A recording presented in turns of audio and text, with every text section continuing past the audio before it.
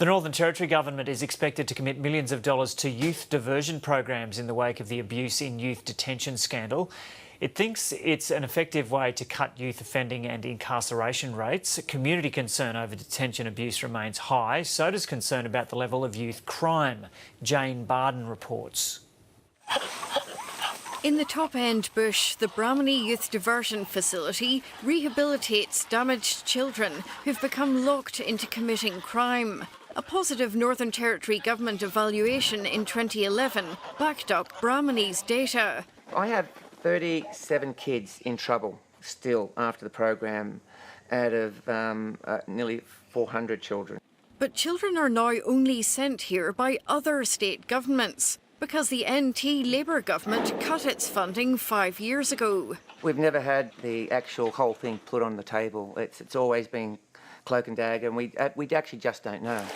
On Darwin Harbour, the Ballinew Youth Rehabilitation Facility lies unused after the country Liberals defunded it in 2012. We had no communication as to why we weren't being funded or whether we would be funded.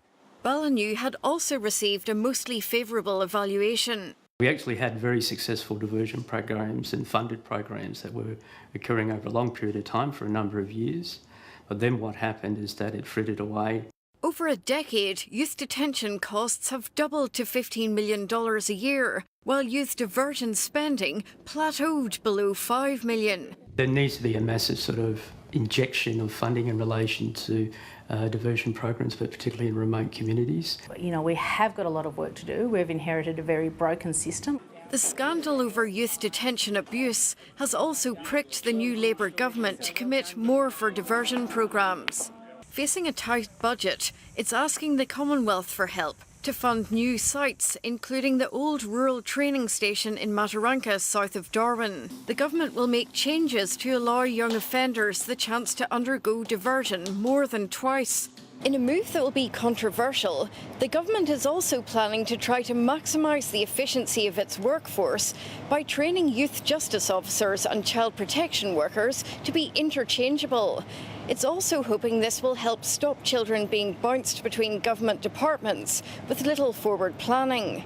The government will have to explain this new investment to a community angry about youth crime. That tough-on-crime approach does not work. So we need to do some work on making sure that victims of crime have opportunities around victim conferencing, around having a say in what they would like to see happen to that young person.